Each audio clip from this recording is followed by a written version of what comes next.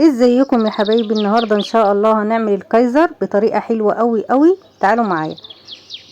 دي نص كوبايه لبن دافي، نص كوبايه ميه دافيه برضو، معلقه صغيره خميره، معلقه كبيره سكر، بيضه، وهنزل بربع كوبايه زيت.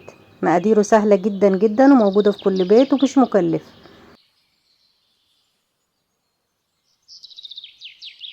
هقلب كويس وهنزل ب3 كوبايات ونص دقيق.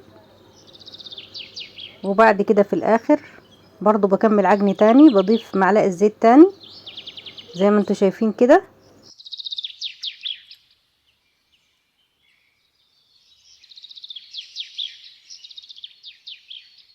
بعد كده هسيبها 48 ساعة تختمر.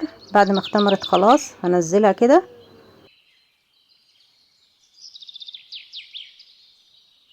وهفردها زي ما انتوا شايفين كده.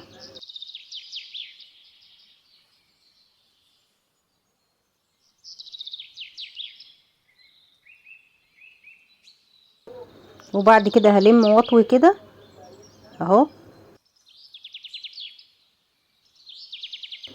انا هقطعها على 6 كور، انت براحتك قطعيها على 8، قطعيها على 10 براحتك. انا قطعتها على 6.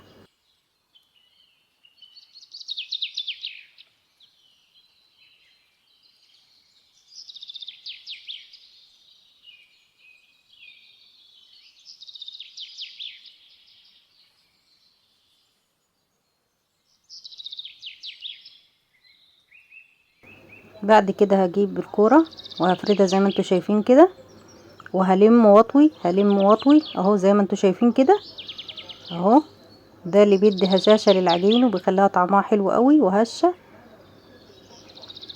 اهو.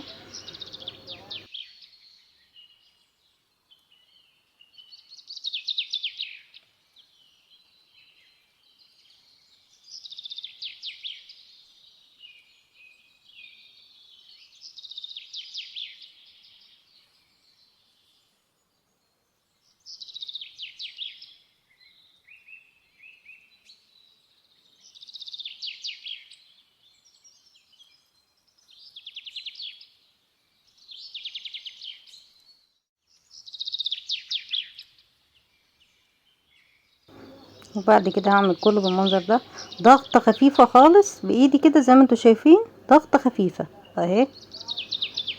وهسيبهم يرتاحوا 40 دقيقة. بعد ال40 دقيقة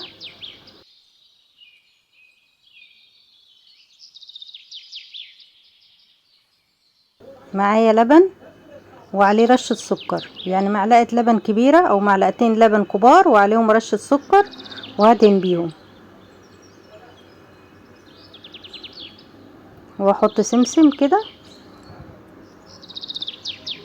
وهسخن الفرن في الاول قوي، وبعد كده بوطيها اول ما بيدخل، بياخد ربع ساعة. وبالهنا والشفا.